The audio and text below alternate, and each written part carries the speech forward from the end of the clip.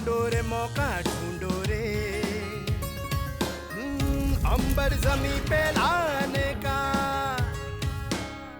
ढूंढो रे मौका ढूंढो रे, छत पे चढ़ो जो तैयार है आप? खुद ही बना लो सीढ़ी, राहें मिलेंगी तुमको हरदम ही टेढ़ी मेढ़ी, थोड़ा सा चल के आजा मचल के, आजा तू कर ले तू आगाज, हुनरबाज हुनरबाज। जिंदगी में अगर सक्सेसफुल हुनरबाज बनना है तो नए रास्तों पर तो चलना ही पड़ेगा। हुनरबाज आप भी अपने हुनर को यूं ही जाने मत दीजिए, उसे सबके सामने लाइए। Hunarbaz Skill to Win, powered by DGE&T, Ministry of Labour and Employment, or co-sponsored by Margo Glycerine and NSDC.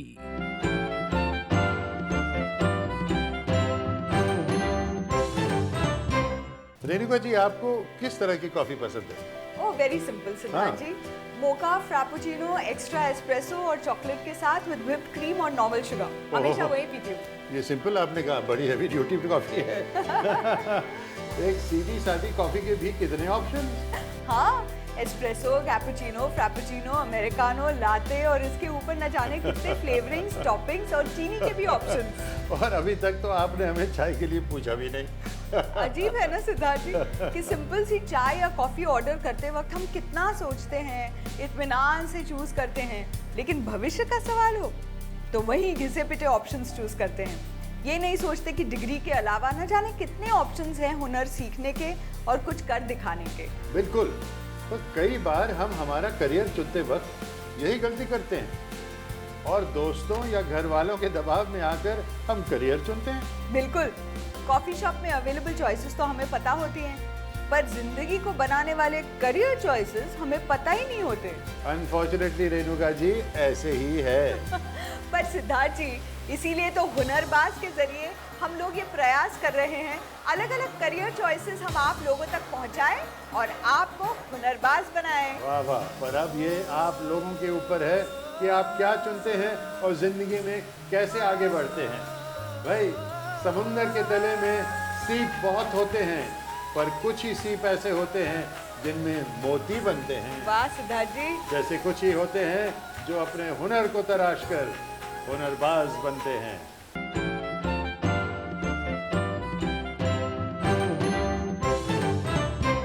श्रमिकों के अधिकारों की रक्षा और उनके हुनर को बढ़ावा देने के लिए भारत सरकार का श्रम और रोजगार मंत्रालय पिछले 60 साल से जुटा है। बदलते वक्त के साथ आधुनिक तकनीकों और यंत्रों का इस्तेमाल करके औद्योगिक प्रशिक्षण संस्थाएं भविष्य के कुशल कामगार निर्माण कर रहे हैं। राष्ट्रीय व्यावसायिक प्रशिक्षण परिषद की ओर से अभ्यासक्रम और परीक्षाओं के साथ जो सर्टिफिकेशन दिया जाता है उसे राष्ट्रीय और अंतर्राष्ट्रीय मान्यता प्राप्त है। आज खुलेगा जायके का पिटारा जब हम रूबरू होंगे नए अवसर तैयार कर रही भारत की 5वीं सबसे बड़ी इंडस्ट्री यानी food processing and packaging industry से।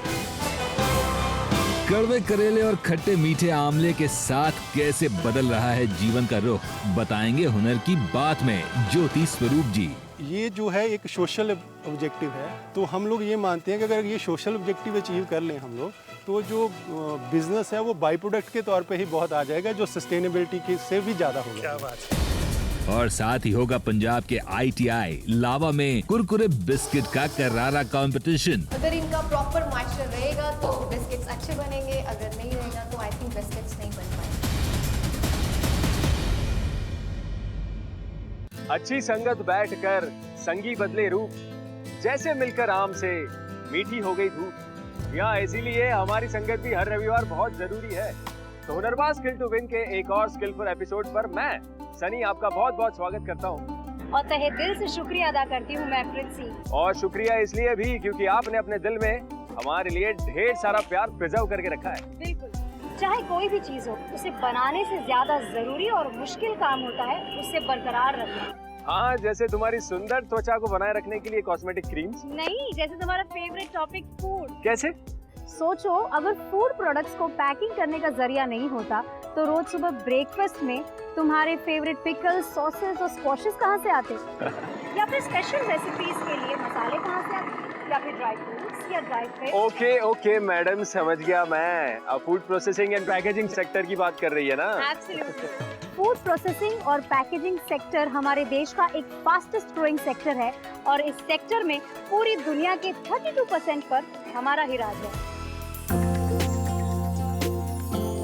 पंजाब में बनाया जाने वाला मुरब्बा या फिर केरला की मछलियों का चटकारे भरा अचार, असम में बनता जुकोटी या फिर महाराष्ट्र में बनी आम्बापोली की उठती भीनी भीनी खुशबू, मौसम बेमौसम हमारे ललचाते मन को बड़ा सुकून देते आए हैं। पर आज फूड प्रोसेसिंग और पैकेजिंग इन पारंपरिक खाद्य पदार्थों के साथ साथ कई नए प्रोडक्ट्स हम तक पहुंचाता है। हम देखते थे कि 20 साल पहले कहीं कोई नमकीन का पैकेट नहीं दिखता था, कोई चिप्स का पैकेट नहीं दिखता था, लेकिन आज आप जाएंगे तो हर चौराहे, छोटे से शहर, बड़े से शहर में सब जगह मिलता है। आधुनिक जिंदगी की दौड़ भाग में इस क्षेत्र में संभावनाएं बढ़ी हैं, क्योंकि आजकल के भाग दौड़ भरी जिंदगी में पैकेज फूड्स या रेडी टू ईट एक बड़ी सुविधा है। जो फ्रूट्स एंड वेजिटेबल इंडस्ट्री है वो 30% ग्रो कर रही है। फूड इंडस्ट्री लोगों को ज़्यादा से ज़्यादा लोन्स प्रोवाइड किए जा रहे हैं कि अपना इस फूड प्रोसेसिंग सेक्टर में अपना बिजनेस शुरू करो, और इसमें जॉब्स की अपॉर्चुनिटी बढ़ रही हैं।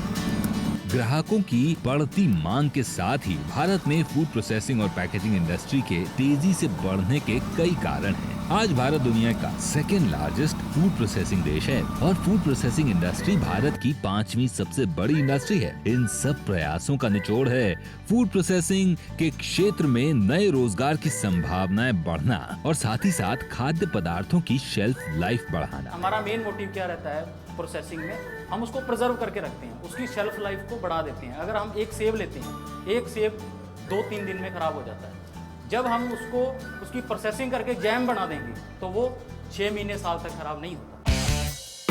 फास्ट फूड, डेयरी प्रोडक्ट्स, मिठाई, ready to eat food, frozen foods, juices, sauces, अचार, मुरब्बे या पापड़, ये सब इसी इंडस्ट्री की देन है।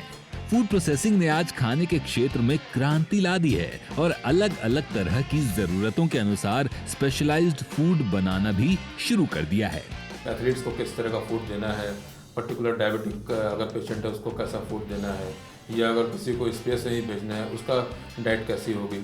और यहाँ तक ही सीमित नहीं है, खाना हमारे मुंह के अंदर जा करके चबाने के बाद में हमारे पेट के अंदर जब जाएगा तो उस समय उसका नेचर कैसा होना चाहिए, उस पर भी टेक्नोलॉजी डेवलप होती है। लिज्जत, अमूल जैसी कोऑपरेटिव या फिर हल्दीराम, पेप्सी या गोदरेज जैसी बड़ी मल्टीनेशनल कंपनियां इस क्षेत्र में अपॉर्चुनिटीज बढ़ी हैं, लेकिन इस दिन दूनी रात चौगनी तरक्की करने वाली इंडस्ट्री के सामने सबसे बड़ी समस्या है ट्रेन्ड मैन पावर की। Ministry of labour and employment हमारे फील्ड में काफी सराहनीय योगदान है उनका। हमको काफी आजकल के टाइम में वो टेक्नीशियंस वगैरह दे रहे हैं। फूड प्रोसेसिंग क्षेत्र में ग्रोथ प्रॉस्पेक्ट्स तो काफी हैं, लेकिन लोगों के बीच फैली गलत धारणाएं भी कम नहीं हैं। कुछ बच्चे आते हैं, उन्होंने एडमिशन ले ली, और दूसरे जो इलेक्ट्रिकल मैकेनिकल के बच्चे रहते हैं, ये क्या यार अचार बना ले, इसमें क्या करोगे, तुम बर्तन ही साफ करते रह जाओगे। उनको ये नहीं पता जो फूड प्रोसेसिंग है, फूड प्रोसेसिंग है क्या है। भले ही ये धारणाएं गलत हैं, पर इसे दूर करने का सबसे सटीक तरीका है इस क्षेत्र में उपलब्ध रोजगार की और अलग अलग ट्रेड्स की जानकारी लोगों तक पहुंचाना। इसका पहला कदम है MOLE द्वारा चलाए जाने वाले ITI। प्रिंसी, अगर भगवान मेरे सामने आ जाए और मुझे एक विश मांगने को बोले तो मैं क्या मांगूंगा? क्या? मैं मांगूंगा एक ऐसी टिफिन जिसमें मेरी माँ के हाथों का खाना हमेशा फ्रेश बना रहे। यार जब भी शूट पे जाता हूँ ना, माँ के हाथ का खाना बहुत मिस करता हूँ। वो तो है, लेकिन सनी तुम्हें ये सुनकर अच्छा लगेगा कि ऐसी टिफिन अगर कोई बना सकता है तो वो है ITI से ट्रेन स्टूडेंट्स। अच्छा? क्योंकि उनका हुनर फूड प्रोसेसिंग और पैकेजिंग सेक्टर में खूब रंग जमा रहा है और इसका श्रेय जाता है MOLE यानी ministry of labour and employment को। जी हाँ, MOLE इस सेक्टर में लोगों को और हुनरमंद बनाने के लिए कई नए स्टेप्स भी ले रहा है। बिल्कुल, और वो कहते हैं ना कि बचाने वाला हमेशा बड़ा होता है, और हुनरमंद भी। बिल्कुल। भारत सरकार और श्रम और रोजगार मंत्रालय पिछले कई सालों से अपने ITI के माध्यम से इंडस्ट्री को लगने वाले स्किल्ड मैन पावर को ट्रेनिंग देते आए हैं। ITI में एडमिशन के लिए आपको 10वीं या 12वीं पास होना चाहिए और आपको चाहिए हुनर सीखने की लगन। फिर आप ITI में प्रैक्टिकल और थ्योरी का ज्ञान लेकर बन सकते हैं एक स्किल्ड हुनरबाज।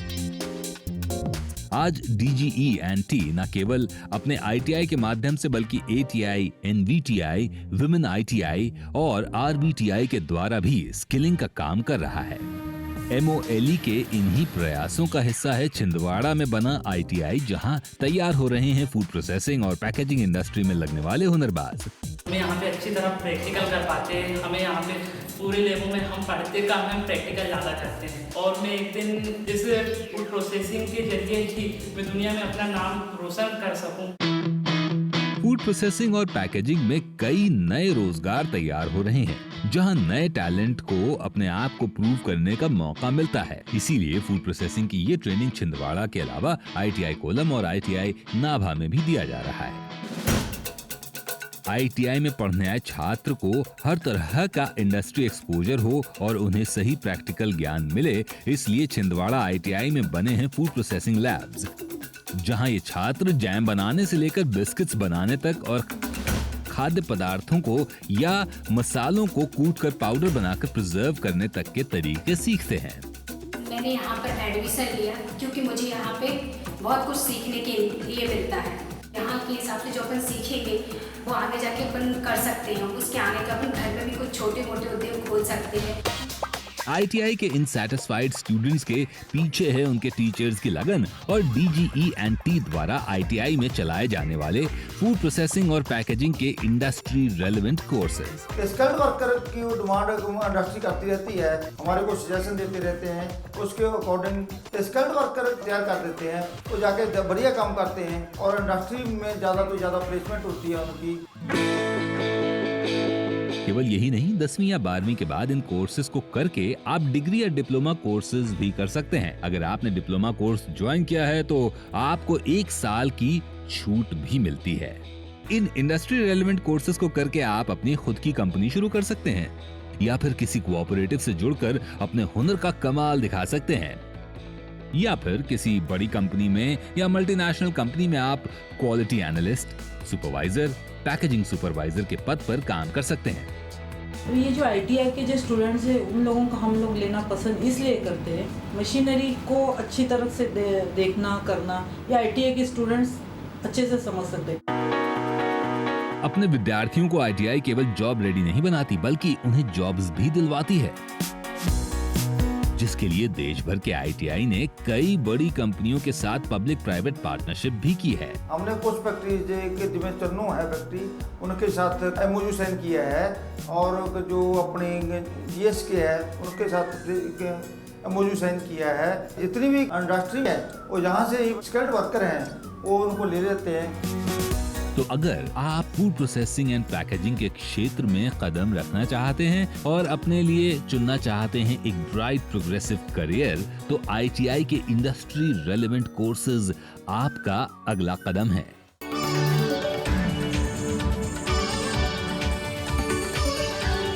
पंजाब को भारत का अनाज गोदाम कहा जाता है। भारत की पहली कृषि क्रांति यहीं हुई थी। आज MOLE के प्रयासों से एक और क्रांति पंजाब में दस्तक दे रही है और वो है स्किलिंग की क्रांति। MOLE ITI नाभा में फूड प्रोसेसिंग और पैकेजिंग के कोर्सेज चला रहा है।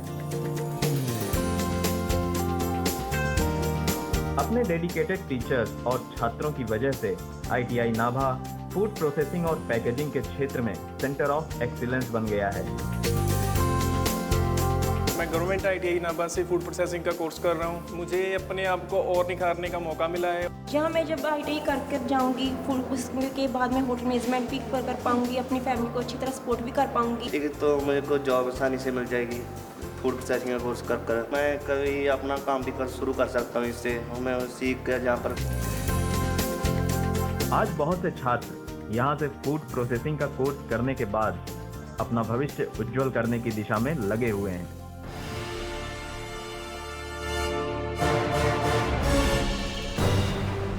कुछ लोग खाने के लिए जीते हैं और कुछ जीने के लिए खाते हैं, लेकिन अगर खाने के जरिए जीने का जरिया मिल जाए तो बात ही क्या है। और ऐसे ही कई सारे स्टूडेंट्स को जीने का और करियर का जरिया दिया है ITI नाभा के फूड प्रोसेसिंग कोर्सेज। और आज हमें ITI नाभा में और यहाँ होने वाला एक बहुत ही स्वादिष्ट कंपटीशन। आज के इस बिस्किट मेकिंग कंपटीशन में 3 टीम्स आमने सामने हैं। टीम रावी, टीम सतलज और टीम ब्यास। कंपटीशन की मेंटर हैं नवप्रीत कौर। आज की कंपटीशन में समय की पाबंदी नहीं है, पर इन हुनरबाजों को ये ध्यान रखना होगा कि इनके बिस्किट्स मेंटर और जजेस की पारखी नजर और टेस्ट बड्स को पूरी तरह सैटिस्फाई कर सके। कंपटीशन शुरू होता है अब। सबसे पहले सारी टीम्स ने पैंट्री पर धावा बोल दिया है और बिस्किट्स बनाने के लिए लगने वाला सामान जुटाना शुरू कर दिया है। बिस्किट्स बनाने के लिए जरूरी है मैदा, मक्खन, अंडे, चीनी का बुरादा और अमोनिया।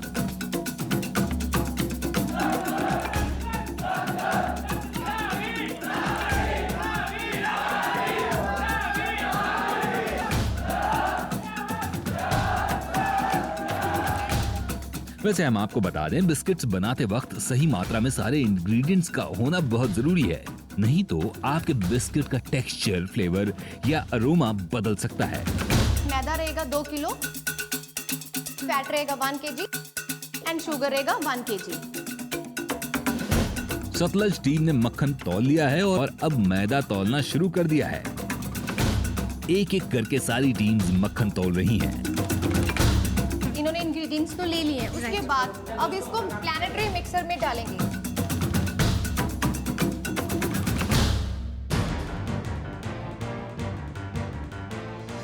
अब जब इन्हें मिक्स करेंगे तो प्रॉपर्ली यूनिफॉर्मली वो मिक्स अप होगा, एक पेस्ट में तैयार हो जाएगा और उसके बाद उसमें मैदा डालेंगे ताकि छोटी छोटी गांठें ना बने उसमें।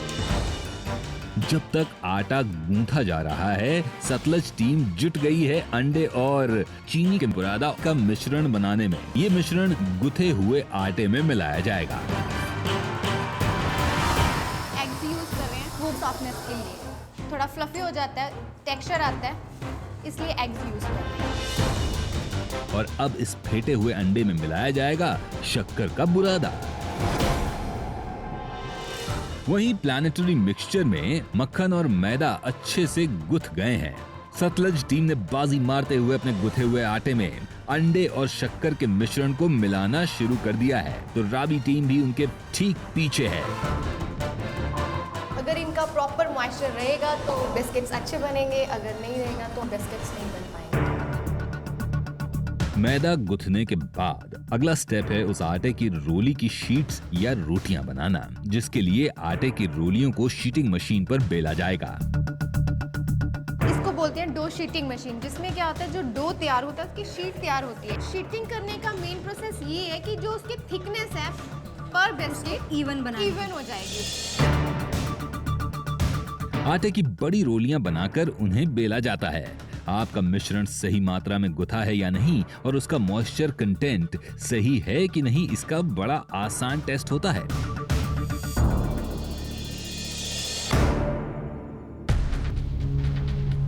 रोल होके शीट में कन्वर्ट हुआ था, उसको इस रोल पिन पे दोबारा रोल हो जाना चाहिए था, बट वो क्या हुआ, उनकी मिस्टेक से वो नीचे आ गया।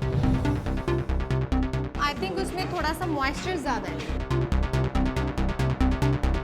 रोलिंग पिन पे वो अपने आप नहीं आया, उन्होंने शीट को हाथ से उठा लिया। अच्छा। बट रोलिंग पिन को उठाना था और प्रॉपर एक वे में वहाँ पे प्लेट में या स्लैब पे उसको रखना था, ताकि जो प्रॉपर थिकनेस है बिस्किट्स की वो मेंटेन रहे। पर अभी चूंकि ये मशीन से वो नहीं कर पाया क्योंकि मॉइस्चर इसमें ज़्यादा हो गया था, तो क्या इसकी कुछ नेगेटिव मार्किंग्स होगी? या ऑफ कोर्स नेगेटिव मार्किंग हो सकती है। ओह, सतलज टीम इस टेस्ट में पास नहीं हो पाई है। टीम व्यास दूसरा प्रोसेस शुरू करने वाले, शीटिंग का प्रोसेस शुरू करने वाले। चलिए देखते हैं।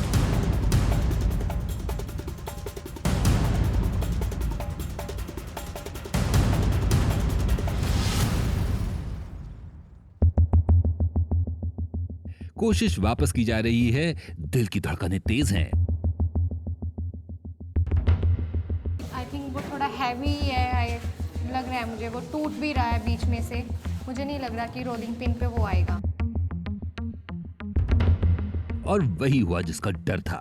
मॉइस्चर कम होने की वजह से ये टूट गया है। इन दोनों टीम्स के तो मार्क्स कटेंगे। अब देखते हैं टीम रावी क्या कर रही है। टीम रावी पहुंच चुकी है दूसरे प्रोसेस में, जो प्रोसेस था शीटिंग का, लेकिन यहाँ कहानी में थोड़ा सा ट्विस्ट है। वो इस मशीन का इस्तेमाल ना करते हुए अपने हाथों का ट्रेडिशनल मेथड का यूज कर रहे हैं। बताइए कि आप मशीन का इस्तेमाल क्यों नहीं कर रहे हैं? जो हम कुकीज़ बना रहे हैं, नारियल कुकीज़, ये हाथ से बनते हैं। ये नारियल कुकीज़ मशीन पे नहीं बन सकते? ये बन सकते हैं, लेकिन हम अलग शेप दे रहे हैं। अच्छा, इसके कुछ नेगेटिव मार्किंग्स होंगे या फिर ये ठीक है? मैम इट्स ओके, उन्होंने अपना डिफरेंट मेथड यूज़ किया है जिसमें वो क्या कर रहे हैं, मोल्ड्स यूज़ कर रहे हैं, बट इसमें क्या कर रहे हैं, वो ट्रेडिशनल मेथड यूज़ कर रहे हैं। ये कोकोनट कुकीज़ बना रहे हैं, इसमें थिकनेस का कोई नहीं है, ज़्यादा चांस नहीं है, वो नॉर्मली ट्रेडिशनल मेथड यूज़ कर सकते हैं। रावी टीम पारंपरिक तरीका अपनाते हुए हाथ से बिस्किट्स को शेप दे रही है और वहीं सतलज टीम कटर का इस्तेमाल करके बिस्किट्स को अलग अलग शेप दे रही है। ब्यास टीम जो बाकी टीम से पीछे चल रही है, उसने कुछ तेजी दिखाते हुए एग वॉश के साथ ही अब खसखस छिड़क दिया है। भाई समय की पाबंदी तो नहीं है, पर सतलज की टीम की ट्रेन ने रफ्तार पकड़ ली है और वो पहुंच गई है बिस्किट को बेक करने के लिए।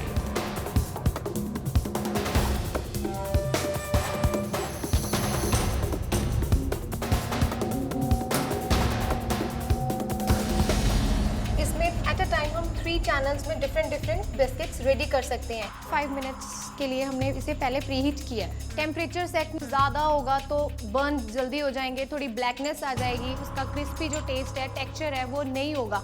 और अगर लो रहेगा तो जो बिस्किट्स हैं वो प्रॉपरली बेक्ड नहीं होंगे।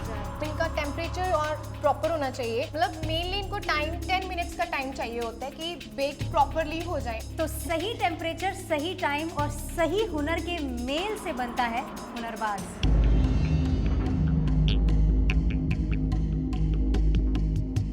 और सबसे पहले सतलज टीम के बिस्किट तैयार हो गए हैं। उनके पीछे रावी और ब्यास ने भी अपने बिस्किट्स निकाल दिए हैं। इन बिस्किट से उठती धीमी खुशबू से जहां प्रिंसी ललचा रही हैं, वहीं हमारे हुनरबाज के दिल की धड़कनें बढ़ गई हैं। तो तीनों टीम्स ने अपने अपने बिस्किट्स तैयार कर लिए हैं और अब समय है जजमेंट का।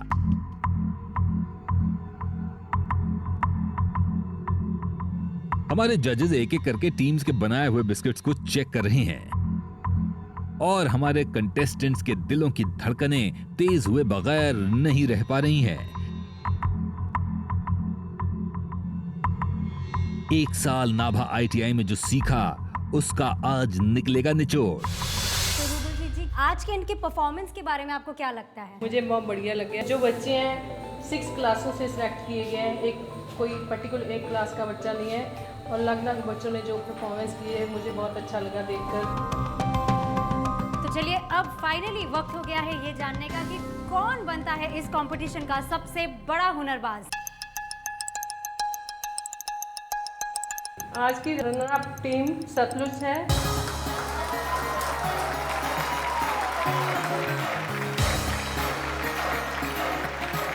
विनर है टीम रावी। तारों को छू के आने का ढूंढो रे मौका, ढूंढो रे। टीम रावी कोकोनट बिस्किट्स बना के बने हैं इस कंपटीशन के हुनरबाज। आजा तू कर ले, कर ले तू आगाज। और इस सर्टिफिकेट के साथ साथ इन्हें मिलेगा DGE&T ministry of labour and employment के NCVT अप्रूव्ड सिलेबस पर आधारित ये किताब। प्रिंसी, बातों बातों में से याद आया कि बातों बातों में कुछ ऐसी बातें बन जाती है कि आपकी लाइफ में बहुत काम आती है। और वो बातें कहीं लिखी भी नहीं है, बल्कि हमने अपने माँ दादी से सुनी, उन्हें उनकी माँ दादी ने सुनाए, और आज तक वो बातें कहीं खोई नहीं है। तो चलिए ऐसी बात करेंगे इस सेगमेंट में, यानी कि हुनर की बात, जिसमें हम मिलेंगे उन्नति कॉर्पोरेशन के जनरल मैनेजर ज्योति स्वरूप जी से।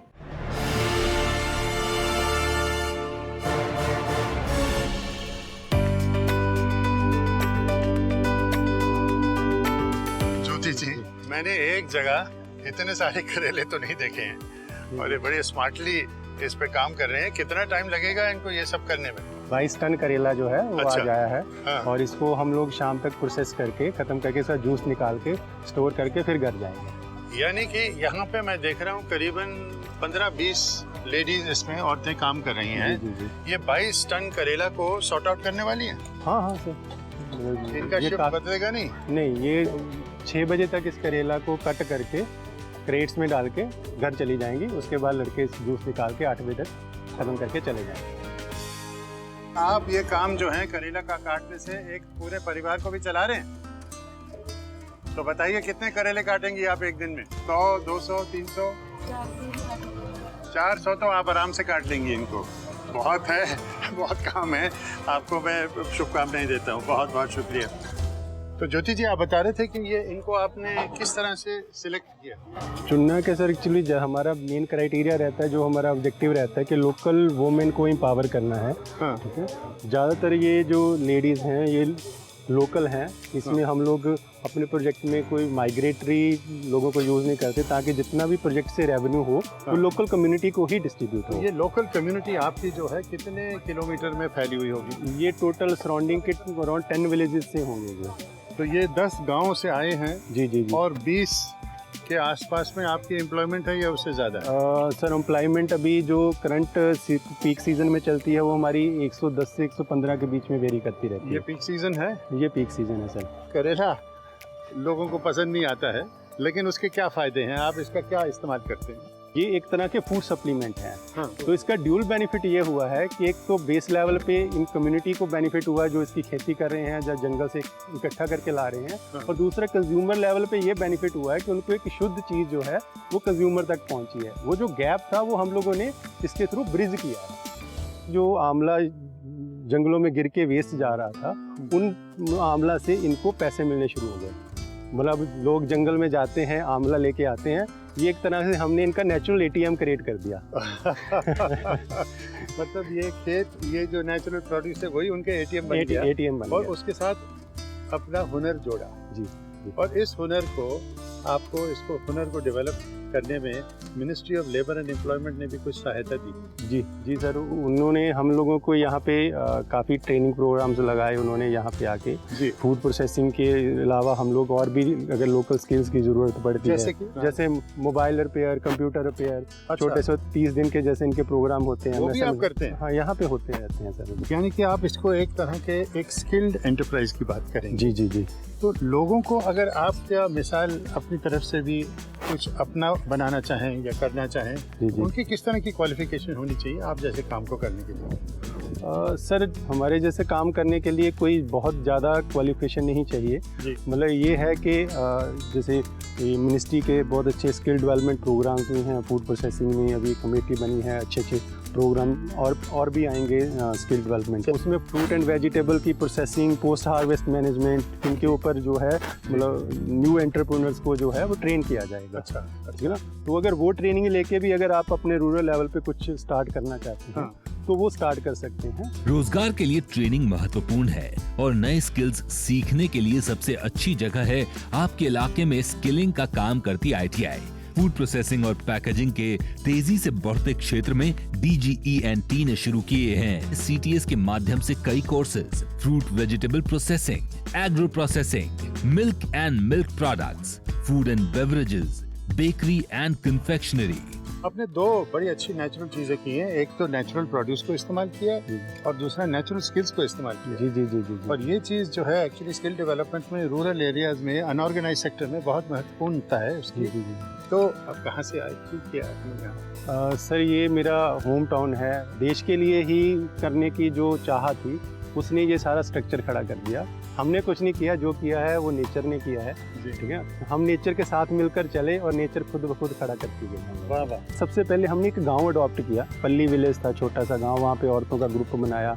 औरतों का ग्रुप बना के हमने उनको आंवला बॉयल करके सुखाना सिखाया। वो आंवला जो तैयार करवाया हमने वो परचेज करके हमने उसे बाद में कुछ फार्मेसीज को सेल किया। अच्छा। ठीक है ना। उन फार्मेसीज को हमने बताया कि भैया ये आंवला एक साइंटिफिक वे से, साइंटिफिक प्रोसेस से सुखाया गया है।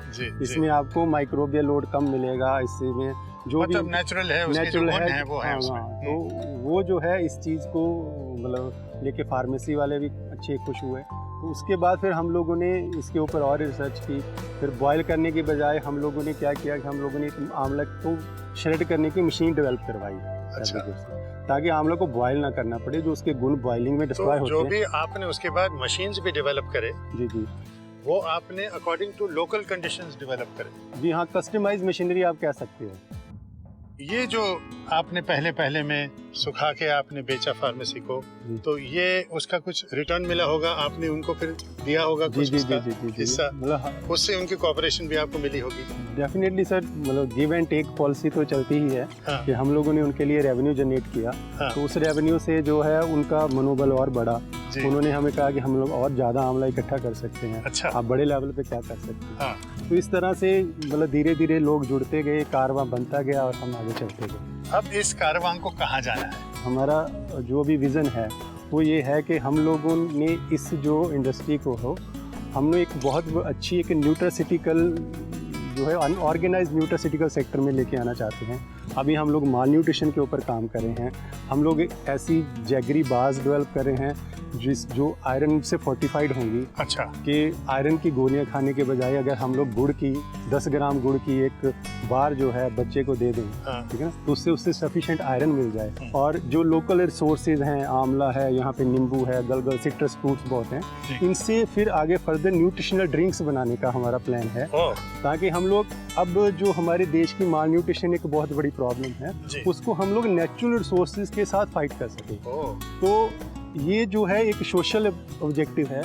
तो हम लोग ये मानते हैं कि अगर ये सोशल ऑब्जेक्टिव अचीव कर लें हम लोग, तो जो बिजनेस है वो बाई प्रोडक्ट के तौर पे ही बहुत आ जाएगा, जो सस्टेनेबिलिटी के से भी ज़्यादा होगा। क्या बात है। मतलब ये जो आंवला का ड्रिंक है या करेला का जूस जो बन रहा है, ये सारी चीज़ें जो हैं एक उदाहरण है, एक शुरुआत है, जो आप एक बहुत ही बड़ा नेचुरल प्रोडक्ट का एक सिलसिला कम्युनिटी, एक कम्युनिटी अभी है, कई कम्युनिटीज को साथ मिला के करना चाह रहे हैं। जी जी जी जी, मतलब हम लोग एक मॉडल तैयार कर देंगे जिसको मल्टीप्लाई किया जा सकता है एनीवेयर इन इंडिया, जहाँ पे ये रिसोर्सेज अवेलेबल हैं। सो आई थिंक आप जो हैं एक सक्सेस स्टोरी हैं, सिर्फ अपने आप में नहीं, हमारे देश की गवर्नमेंट को भी इसका एक क्रेडिट मिलता है कि उन्होंने आपको सपोर्ट दिया। जब शायद कई लोगों ने आपको सपोर्ट नहीं दिया, तो तभी आपकी शुरुआत भी हुई। तो मैं आपको भी बहुत बहुत मुबारकबाद देता हूं, और उन लोगों को भी, वो गवर्नमेंट के डिपार्टमेंट्स को भी, जिन्होंने आपको सपोर्ट करके आज तक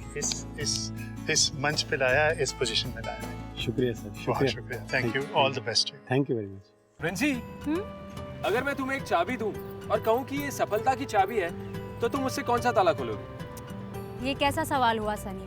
मतलब अगर ताला नहीं है तो चाबी का क्या फायदा? प्रिंसी, ये कोई ऐसी वैसी चाबी नहीं, ये सफलता की चाबी है। सोचो, इमेजिन। ओह, तब तो मुझे लगता है कि मैं तुम्हारे अकल पे पड़े ताले को खोलना चाहूंगी। Very funny. खैर, वो कहते हैं ना कि मेहनत इतनी खामोशी से करो कि सफलता शोर मचा दे, और ऐसा ही कुछ कर दिखाया है इस हफ्ते के हमारे हुनर के सिकंदर ने।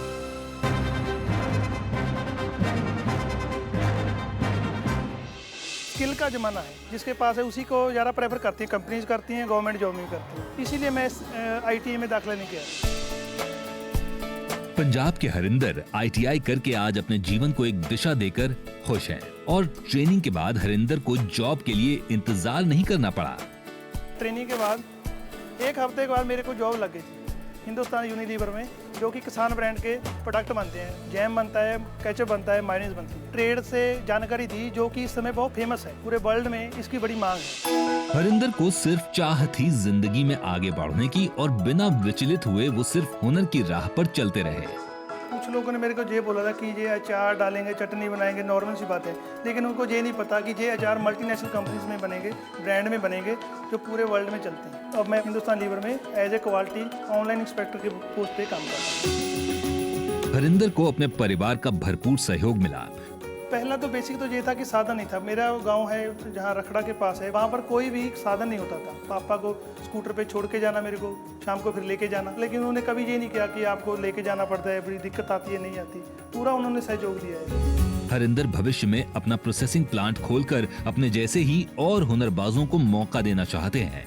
अब मैं ये चाहता हूँ कि मैं अपना खुद का प्लांट बनाऊँ, जिसमें जो मेरे साथी हैं, जो स्टूडेंट तैयार हो रहे हैं, जहाँ पर स्किल वर्कर हो रहे हैं, उनके साथ मिलजुल कर एक प्रोसेसिंग प्लांट लगाऊं, जिससे मेरा भी फ्यूचर अच्छा हो जाएगा आगे और इनके लिए भी अपॉर्चुनिटी बढ़ जाएगी। MOLE के ITI से आप भी हुनर सीखकर हरिंदर की तरह कुशल जीवन बना सकते हैं। पिछले हफ्ते हमने आपसे पूछा था ऐसा कौन सा शहर है जहां साइबराबाद स्थित है, और इसका सही जवाब है ऑप्शन बी, हैदराबाद। हैदराबाद निजामों का शहर, चार मीनार और हुसैन सागर जिसकी पहचान है, लेकिन उसकी और एक पहचान बन चुकी है साइबराबाद। साइबराबाद जो हैदराबाद में स्थित है, जहां भारत ही नहीं दुनिया की सबसे बड़ी IT कंपनीज काम कर रही हैं। जब कंप्यूटर क्रांति भारत के दरवाजे पर दस्तक देने लगी, तब हैदराबाद ने उसको दिलो जान से स्वागत किया।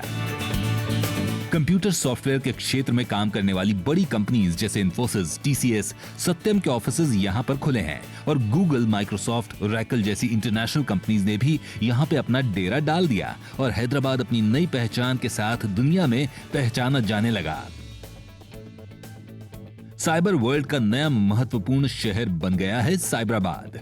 हैदराबाद, सिकंदराबाद और नई जगह बन गई साइबराबाद। कई सही जवाबों में से चुनी गई विनर है हैदराबाद, तेलंगाना की इशरत फातिमा। मैं इस शो को पहले एपिसोड से देख रही हूँ। हर बार रोजगार से जुड़ी हुई कीमती जानकारी मिलती है, पर जब कभी पावर कट की वजह से इस शो को नहीं देख पाती हूँ तो बुरा लगता है। वहीं बेंगलुरु के विवेकानंद लिखते हैं, हुनरबाज के प्रेरणादायी एपिसोड्स देखना मैं कभी नहीं भूलता हूँ। सबसे अच्छी बात यह है कि अगर कोई एपिसोड नहीं देख पाते हैं तो उसको हम YouTube पर देख सकते हैं। सिद्धार्थ जी, आपने कभी आमचूर खाया है? आमचूर? हाँ जी, कभी कभी फ्राइड अरबी जब घर में बनती है तो डेफिनेटली उस पर आमचूर लगा के खाते हैं। वाह वाह। पर आप मुझे ये स्पाइसी सवाल क्यों पूछ रही है जी? मैं तो इसलिए पूछ रही हूँ क्योंकि मैं ये पता करना चाहती हूँ कि हमारे यहाँ खाने को प्रिजर्व करने का सबसे पुराना तरीका कौन सा है? प्रिजर्वेशन का पुराना तरीका? हाँ बिल्कुल, खाने की चीजें प्रिजर्व करना, उन्हें ठीक से जमा करके रखना, ताकि बेमौसम अगर कभी कुछ खाने की इच्छा हुई तो आसानी से वो चीज खाने को मिल जाए। उसके लिए प्रिजर्वेशन तो जरूरी है ना? हाँ वो तो है। अगर आप ये सवाल का जवाब नहीं जानती हैं तो लोगों से क्यों नहीं आप पूछती हैं? That's a good idea। तो आप हमें बताइए, हमारे देश में खाने को प्रिजर्व करने का सबसे पुराना तरीका कौन सा है? आज का सवाल है, हमारे देश में खाद्य संरक्षण का सबसे पुराना तरीका क्या है? ऑप्शन ए सुखाना, ऑप्शन बी उबालना, ऑप्शन सी तलना। इस सवाल के जवाब के लिए लगता है काफी पापड़ बेलने पड़ेंगे रेणुका जी। सिर्फ पापड़ बेलने से काम नहीं चलेगा। पहले पापड़ बेलिए, फिर देश का सबसे पुराना प्रिजर्वेशन टेक्निक यूज कीजिए, फिर तलिए, फिर खाइए और अवार्ड पाइए। अपना जवाब देने के लिए टाइप कीजिए HB space 26 space ABSE space अपना नाम और भेज दीजिए 09757303030 पर। ये नंबर केवल SMS के लिए है। आप हमारी वेबसाइट पर भी लॉगिन कर सकते हैं, और साथ ही आप नीचे लिखे ईमेल एड्रेस पर ईमेल भी कर सकते हैं, और आप में से ही किसी एक लकी विनर को मिलेगी DGENT ministry of labour and employment की तरफ से किताब। आप हुनरबाज के एपिसोड दोबारा ऑनलाइन भी देख सकते हैं। नमस्कार, मैं हूँ गीतांजलि प्रसाद। स्किल समाचार में आपका स्वागत है। श्रमिकों के हक की सुरक्षा और उनको स्किल्स प्रदान करना एक लंबे अरसे से MOLE का मिशन रहा है। देश भर में 11,000 ITI लोगों को वोकेशनल ट्रेनिंग दे रही है। इसलिए जरूरी है कि ITI स्टूडेंट्स लेटेस्ट तकनीक और लैब्स के जरिए इंडस्ट्री के लिए तैयार हों। इसे ध्यान में रखते हुए the national council of vocational training, जो देश की हाईएस्ट पॉलिसी मेकिंग बॉडी है, ITIs के इंफ्रास्ट्रक्चर और ट्रेनिंग फैसिलिटीज को दोबारा वेरीफाई कर रही है। पहले कई इंस्टीट्यूशंस में 60 साल से भी पुरानी सुविधाएं होने के कारण बुनियादी ढांचा ही वक्त से परे हो गया था, और इसके चलते हालांकि विद्यार्थियों को बेसिक ट्रेनिंग तो मिल जाती थी, पर वे आज की नई तकनीक और उपकरणों से वंचित रहते थे। पर अब परिवर्तन का वक्त आ चुका है। NCVT का बहुत इंपॉर्टेंट फैसला है जो हम लागू कर रहे हैं कि ITIs को अब हर 5 साल के बाद पुनः एफिलिएशन लेना होगा, क्योंकि ये बात कहीं कहीं से संज्ञान में आई थी कि एक बार एफिलिएशन लेने के बाद उनका जो इंफ्रास्ट्रक्चर है, उनकी फैकल्टी उसमें गिरावट आ जाती है, वो ध्यान नहीं देते हैं। तो इसके लिए उनको हर 5 साल बाद एफिलिएशन के प्रोसेस से गुजरना होगा, ताकि ITIs की जो ट्रेनिंग है उसकी क्वालिटी बेहतर बनी रहे। ITIs को रीएफिलिएट होने के लिए अपने स्टूडेंट्स का सिलेबस NCVT के अनुसार तब्दील करना होगा और हर ITI में इंस्टीट्यूट मैनेजमेंट कमेटी होना भी आवश्यक होगा, जिसमें इंडस्ट्री के लोग शामिल होंगे। इससे स्पेशलाइज्ड उपकरण मंगाने में सहायता होगी। हर 5 साल रीएफिलिएशन होने से एक चीज तो तय है कि ITI स्टूडेंट्स को आधुनिक शैली की ट्रेनिंग दी जाएगी, जिससे इंडस्ट्री में उनका मूल्य बढ़ेगा और जाहिर सी बात है इस चीज से उनकी रोजगारी तो पक्की। इसका खास तौर पर बहुमूल्य फायदा होगा महिलाओं को, जिन्हें न सिर्फ टेक्सटाइल्स और ब्यूटी जैसे ट्रेडिशनल उद्योग में बल्कि इलेक्ट्रॉनिक्स और ऑटोमोबाइल जैसे कटिंग एज सेक्टर्स में भी जगह मिलेगी। देश भर में स्थित ITI और उनका साथ दे रही खास महिलाओं के लिए बने नेशनल वोकेशनल ट्रेनिंग इंस्टीट्यूट्स और रीजनल वोकेशनल ट्रेनिंग इंस्टीट्यूट्स की सहायता से MOLE ने बेशकीमती जिम्मा लिया है कि औरतें बढ़ चढ़कर भारत के जन बल का हिस्सा बने। वुमेन्स के लिए एक अलग से विंग बनाया गया, जिसको कि हम रीजनल वोकेशनल ट्रेनिंग इंस्टीट्यूट्स कहते हैं। तो अभी तक में हमारे यहाँ पे 10 RVTIs हैं और एक एपेक्स बॉडी है जो कि नेशनल वोकेशनल ट्रेनिंग इंस्टीट्यूट था और वो अभी नोएडा में है। NVTIs और RVTIs और साथ में देश भर में फैले ITIs की मदद से अब महिलाओं के लिए सीट्स रखी गई हैं। इससे उन्हें मौका मिलेगा कि वे उन उद्योगों में अपना हाथ आजमा सकें जिन्हें आमतौर पर मर्दों का क्षेत्र माना जाता है। हम लोगों ने ये भी कोशिश की है कि अब जो ट्रेडिशनल ट्रेड्स हैं वुमेन के लिए, महिलाओं के लिए, जैसे सिलाई कढ़ाई है या कंप्यूटर ऑपरेटर है, उससे हटके जो अब नए ट्रेड्स हैं जिसमें उनकी ज़्यादा रुचि है, महिलाएं जो हैं वो ट्रेडिशनल ट्रेड्स के अलावा जो नॉर्मल ट्रेड्स आदमियों के लिए समझे जाते थे, जैसे वेल्डिंग है, ऑटोमोबाइल रिपेयर है, उसमें भी महिलाएं बड़ी संख्या में आ रही हैं। और क्यों नहीं, आखिर औरतें भी मर्द से किसी भी क्षेत्र में कम नहीं। MOLE की तरफ से एक और उनकी अनमोल पहल है इंक्यूबेशन सेंटर्स, जो देश के सबसे प्रतिष्ठित इंस्टीट्यूट्स में चलाई जा रही है, IIT। इंक्यूबेशन सेंटर्स वो जगह हैं जहां तकनीक से जुड़े नए और दिलचस्प आइडियाज रखने वाले लोगों को इस क्षेत्र से वरिष्ठ लोगों से मेंटरिंग और ट्रेनिंग मिलती है, ताकि वो अपने आइडियाज का परीक्षण और नए उत्पादों को लेटेस्ट तकनीक की मदद से विकसित कर सकें। और इन इंक्यूबेशन सेंटर्स में अब आएंगे ITI के स्टूडेंट्स और ग्रेजुएट्स। जरा सोचिए, जब ITI स्टूडेंट्स का ज्ञान और साथ में उन्हें मिलने वाली प्रैक्टिकल एक्सपीरियंस उन स्टूडेंट्स की नॉलेज से हाथ मिलाएंगे तो वाकई देश और जनता के सामने अमूल उत्पाद ही आएंगे। हम अपनी ITIs को IIT से कनेक्ट कर पा रहे हैं, तो इस तरह से जो हमारे बच्चे जिस दिन मार्केट से निकलेंगे उन्हें जॉब की और एम्पिल जॉब की अपॉर्चुनिटी रहेगी और उनका कॉन्फिडेंस लेवल ऐसा होगा कि उन्हें काम करने में या कहीं काम ढूंढने में कोई दिक्कत नहीं आएगी। अगर आप इंक्यूबेशन सेंटर्स के बारे में ज्यादा जानकारी चाहते हैं या इसे ज्वाइन करना चाहते हैं तो उसके लिए DGET director Shri RP Dhingra को 09811715769 पे कॉल कर सकते हैं या फिर ईमेल ID director.incubation@gmail.com पे संपर्क कर सकते हैं। अगर निरंतर ऐसे ही कदम उठाए जाए, जिसे देश के छोटे छोटे कस्बों में से भी लोगों को नई तकनीक से ट्रेनिंग प्रदान की जाए, तो वो दिन दूर नहीं कि हमारा देश भी सबसे शक्तिशाली देशों में से एक होगा। MOLE की इन्हीं इनिशिएटिव से सबको फायदा ही फायदा है। जब हाथ से मिले हाथ और कदम से मिले कदम, तो पैर होंगे जमीन पर और सफलता चूमेगी आसमान। जल्द ही मिलेंगे, हमारा सफर यहीं तक का था, तब तक के लिए अलविदा। सनी, तुम्हें नहीं लगता कि फूड प्रोसेसिंग और पैकेजिंग की ये इंडस्ट्री अपनी बेसिक जरूरत से कहीं आगे निकल चुकी है? और फूड प्रोसेसिंग एंड पैकेजिंग का सीधा कनेक्शन है हमारे टेस्ट और हमारी बदलती हुई फूड हैबिट से। बिल्कुल, और सबसे बड़े गुरूर की बात ये है कि इस सेक्टर में हमारे देश के हुनरमंद लोग जी जान से काम कर रहे हैं, जिससे कि इस सेक्टर को और भी नायाब बनाया जा सके। तो अगर आप में हुनर, तो यही वक्त है कुछ कर दिखाने का। तो चलिए हम मिलेंगे आपसे अगले हफ्ते कुछ नए हुनर और हुनरमंदों के साथ। तब तक जैसा कि सनी कहता है, खुश रहिए, खिलखिलाते रहिए, अपने और अपनों का ख्याल रखिए। Take care, God bless. अगले हफ्ते जानेंगे कैसे आधुनिक जीवन की नींव बन गया है इलेक्ट्रॉनिक्स और हार्डवेयर का क्षेत्र, और देखेंगे किसका रेडियो ट्यून हुआ जब ITI घाटन जी के हुनरबाज भिड़ गए FM रेडियो रिसीवर कंपटीशन में। यहाँ पे वो जीता जो सबसे अच्छे से टास्क कंप्लीट करता है। आजा चली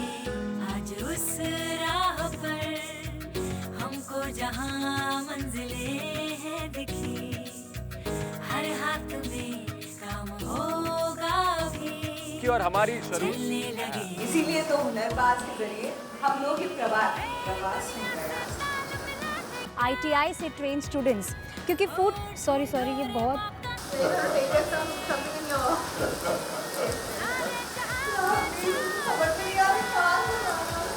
तुम्हारे फेवरेट पिकल्स और हुनरबाज स्किल टू विन को स्पॉन्सर्ड बाय मार्गो ग्लिसरीन।